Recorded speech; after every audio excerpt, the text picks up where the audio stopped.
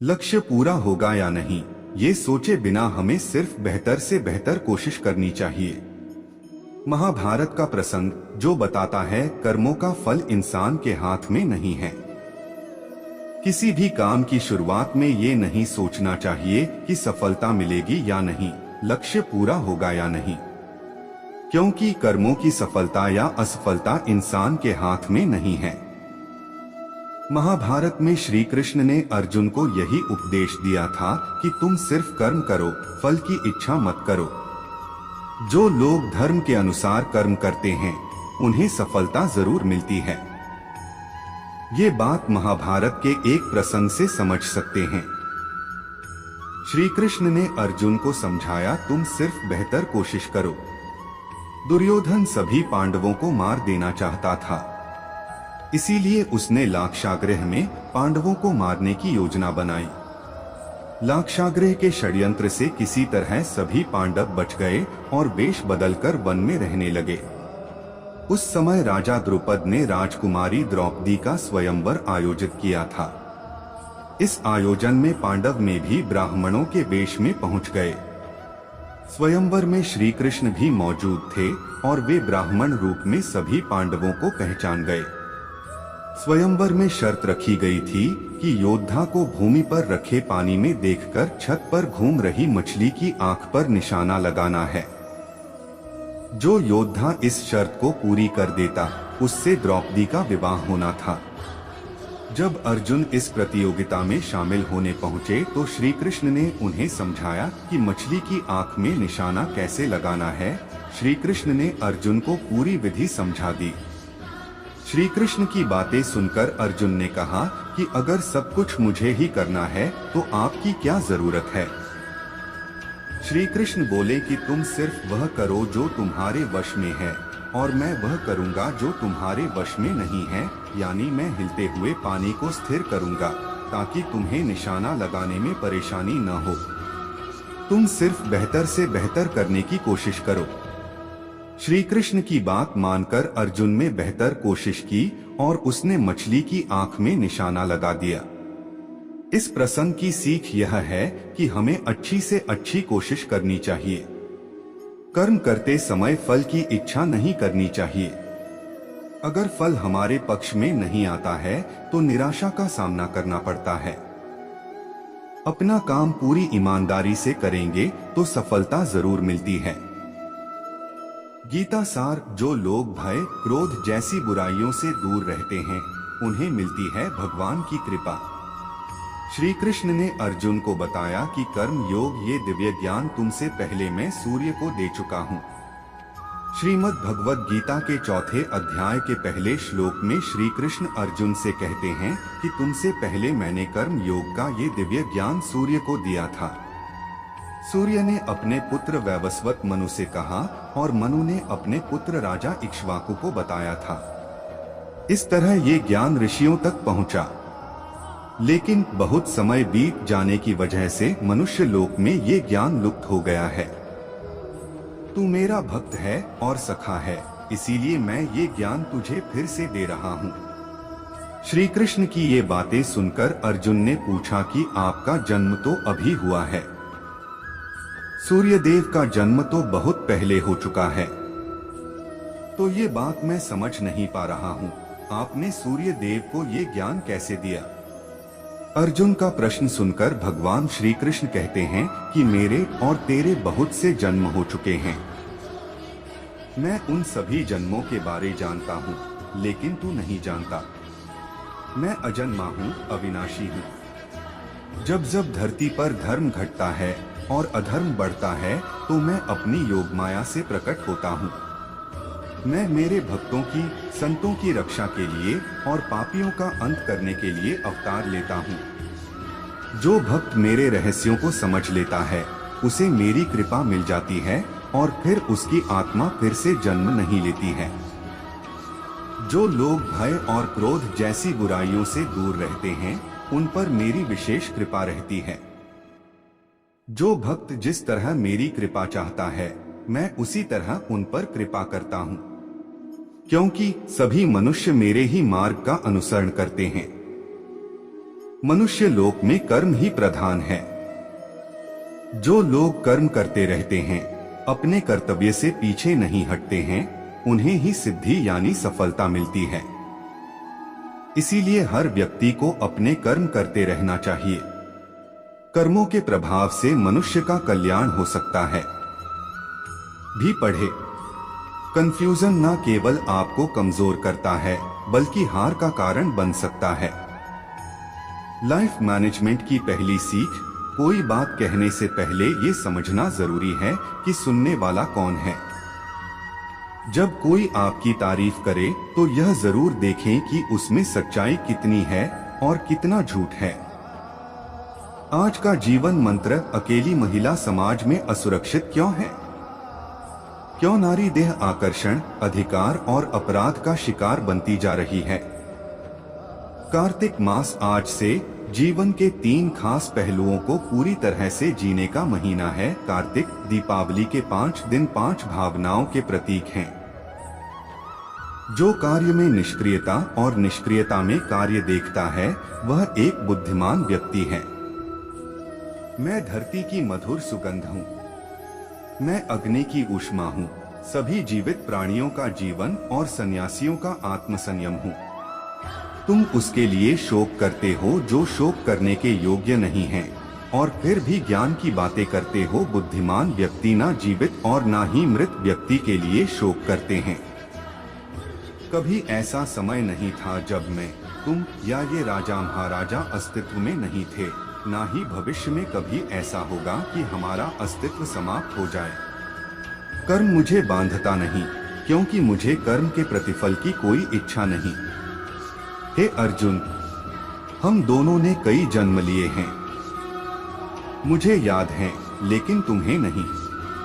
वह जो वास्तविकता में मेरे उत्कृष्ट जन्म और गतिविधियों को समझता है, वह शरीर त्यागने के बाद पुनः जन्म नहीं लेता और मेरे धाम को प्राप्त होता है।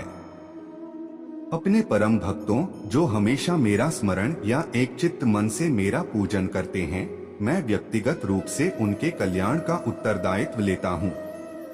कर्म योग वास्तव में एक परम रहस्य है। कर्म उसे नहीं बांधता जिसने काम का त्याग कर दिया है।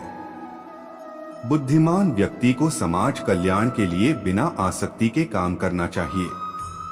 जो व्यक्ति आध्यात्मिक जागरूकता के शिखर तक पहुंच चुके हैं, उनका मार्ग है निस्वार्थ कर्म। जो भगवान के साथ संयोजित हो चुके हैं, उनका मार्ग है स्थिरता और शांति।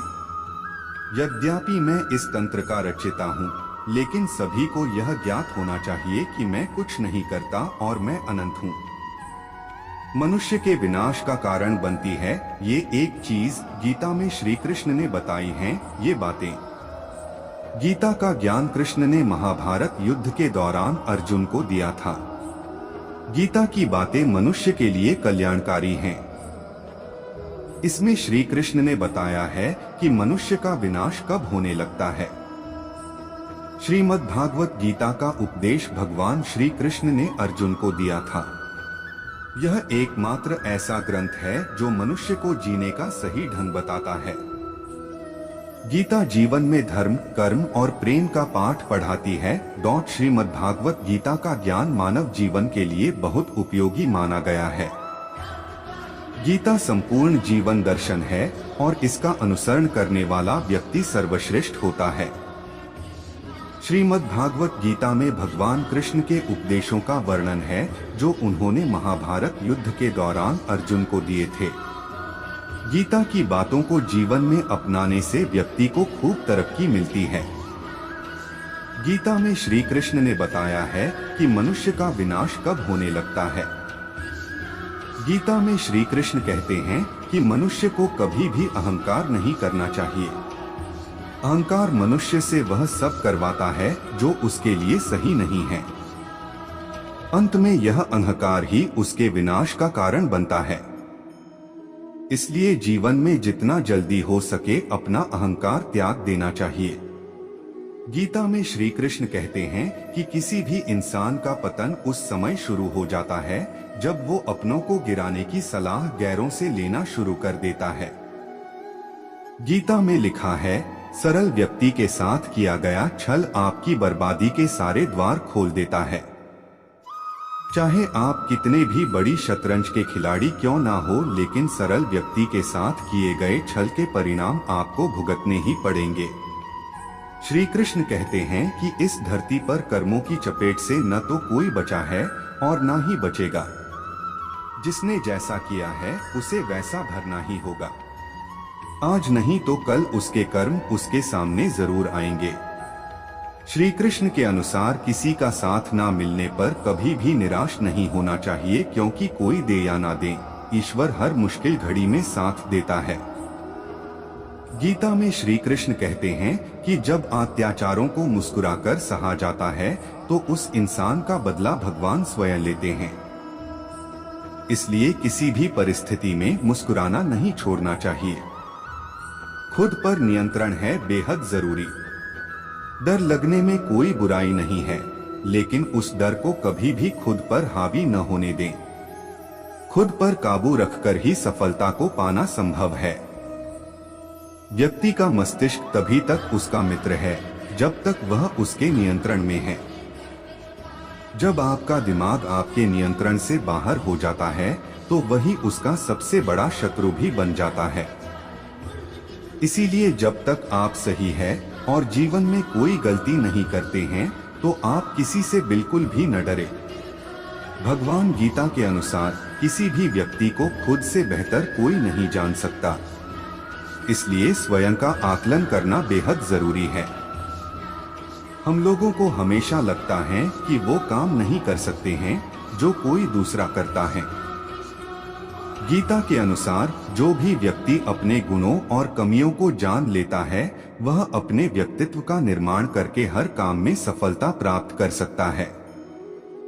अपने मन पर नियंत्रण रखें। श्री कृष्ण कहते हैं कि कई बार हमारा मन ही हमारे दुखों का कारण बन जाता है।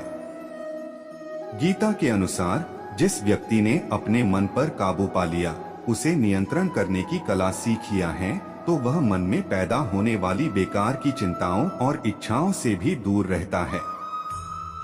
इसके साथ ही व्यक्ति को अपने लक्ष्य को भी आसानी से प्राप्त कर लेता है। अपने क्रोध पर काबू रखें। कहा जाता है मनुष्य का पतन का मुख्य कारण क्रोध ही होता है। क्रोध में कोई भी व्यक्ति खुद पर नियंत्रण खो बैठता है और आवेश में आकर गलत कार्य भी कर देता है। कभी कभी गुस्से में व्यक्ति खुद का अहित कर बैठता है। इसलिए क्रोध को खुद पर हावी नहीं होने देना चाहिए। गीता में श्री कृष्ण ने बताया है कि यदि गुस्सा आए तो स्वयं को शांत रखने का प्रयास करें। फल की इच्छा छोड़ देना चाहिए। गीता में श्री कृष्ण के उपदेश के अनुसार मनुष्य को फल की इच्छा छोड़कर कर्म पर ध्यान देना चाहिए, क्योंकि मनुष्य जैसा कर्म करता है उसे फल भी उसी के अनुरूप मिलता है। इसीलिए कर्मयोगी को कभी भी फल की चिंता नहीं करनी चाहिए। स्पष्ट नजरिया रखें। गीता के अनुसार व्यक्ति को संदेह या संशय का स्थिति में नहीं रहना चाहिए। जो लोग संशय का स्थिति में रहते हैं उनका भला नहीं हो सकता है। जीवन में स्पष्ट नजरिया होना चाहिए। किसी भी मनुष्य का लक्ष्य एकदम सीधा होना चाहिए, यानी कहें तो वो अपने लक्ष्य से भटकना नहीं चाहिए। ज्योतिष संबंधित चुनिंदा सवालों के जवाब प्रकाशित किए जाएंगे।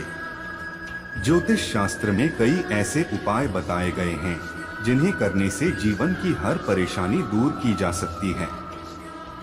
ये उपाय करियर, नौकरी, व्यापार, पारिवारिक कलह सहित कई अन्य कार्यों में भी सफलता दिलाते हैं। नीचे दिए गए विभिन्न समस्याओं के निवारण के लिए आप एक बार ज्योतिषीय सलाह जरूर ले सकते हैं। यदि आपकी कोई ज्योतिषीय, आध्यात्मिक या गूढ़ जिज्ञासा हो तो अपनी जन्म तिथि, जन्म समय व जन्म स्थान के साथ कम शब्दों में अपना प्रश्न। जब वे अपने कार्य में आनंद खोज लेते हैं तब वे पूर्णता प्राप्त करते हैं। वह जो सभी इच्छाएं त्याग देता है और मैं और मेरा की लालसा और भावना से मुक्त हो जाता है, उसे शांति प्राप्त होती है। मेरे लिए ना कोई घृणित है ना प्रिय किंतु जो व्यक्ति भक्ति के साथ मेरी पूजा करते हैं वो मेरे साथ हैं और मैं भी उनके साथ हूँ। जो इस लोक में अपने काम की सफलता की कामना रखते हैं वे देवताओं का पूजन करें।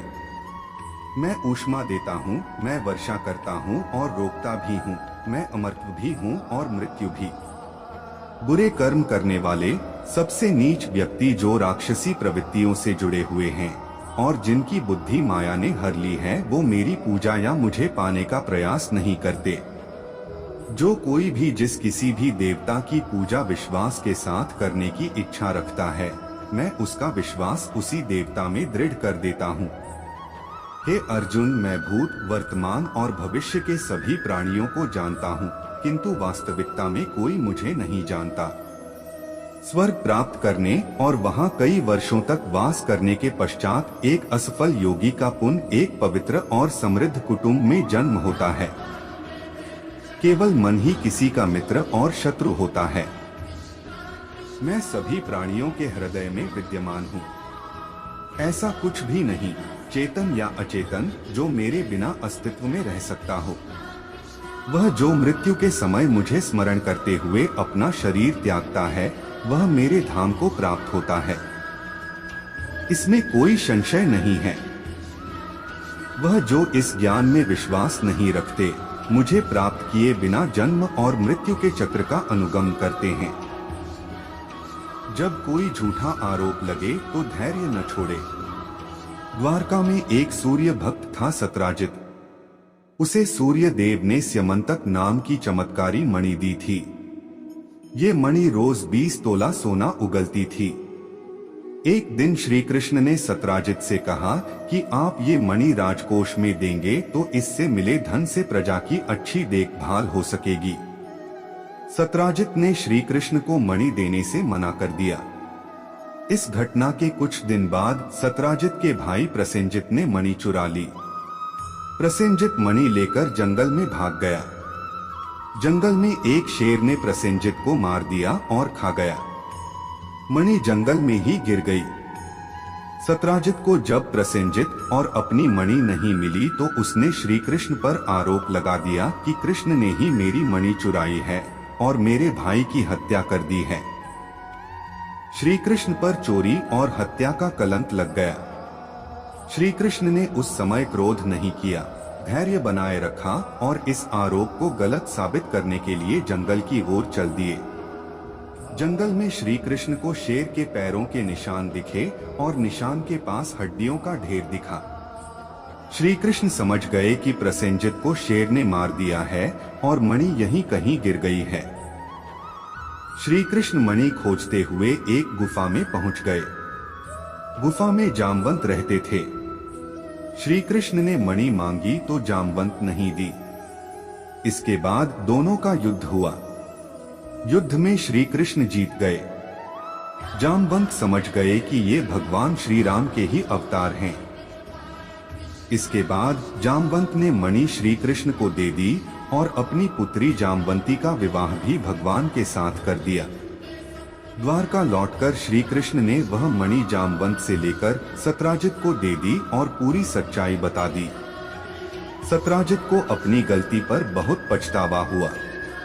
कथा की सीख हमारे ऊपर जब भी झूठे आरोप लगे तो हमें धैर्य नहीं छोड़ना चाहिए बल्कि शांति से पूरी बात समझें और आरोपों को झूठा साबित करें। कभी भी अपने बल पर घमंड न करें और दूसरों को कमजोर न समझें। महाभारत युद्ध में अर्जुन और कर्ण आमने सामने थे। दोनों दिव्य अस्त्र शस्त्रों से लड़ रहे थे। जब जब अर्जुन के तीर के कर्ण के रथ पर लग रहे थे तो कर्ण का रथ बहुत पीछे खिसक रहा था। दूसरी ओर जब जब कर्ण के तीर अर्जुन के रथ पर लगते तो उसका रथ थोड़ा सा ही पीछे खिसकता था। ये देखकर अर्जुन को घमंड हो गया कि उसके बाणों में ज्यादा शक्ति है। अर्जुन ने ये बात श्री कृष्ण से कही तो भगवान ने कहा कि तुम्हारे बाणों से ज्यादा शक्ति कर्ण के बाणों में है। भगवान की बात सुनकर अर्जुन ने कहा कि ये कैसे संभव है, मेरा रथ तो थोड़ा सा ही पीछे खिसक रहा है। श्री कृष्ण ने कहा कि तुम्हारे रथ पर मैं स्वयं बैठा हूँ, ऊपर ध्वजा पर हनुमान जी विराजित हैं, तुम्हारे रथ के पहिए को शेषनाग ने थाम रखा है। इतना होने के बाद भी कर्ण के बाण के ये रथ पीछे खिसक रहा है, तो इसका मतलब यही है कि उसके बाणों में ज्यादा शक्ति है। ये बात सुनकर अर्जुन को अपनी गलती का एहसास हो गया और उसका घमंड टूट गया। कथा की सीख। इस कथा में श्री कृष्ण ने अर्जुन को सीख दी है कि कभी अपनी शक्ति का घमंड न करें और शत्रु को कमजोर न समझें। रुकिए, जो भी भक्त इस वीडियो को देख रहे हैं वह इस चैनल को जरूर सब्सक्राइब कर लीजिए। हमारी कृपा आप पर बनी रहेगी और आपका मनोकामना जरूर पूर्ण होगा।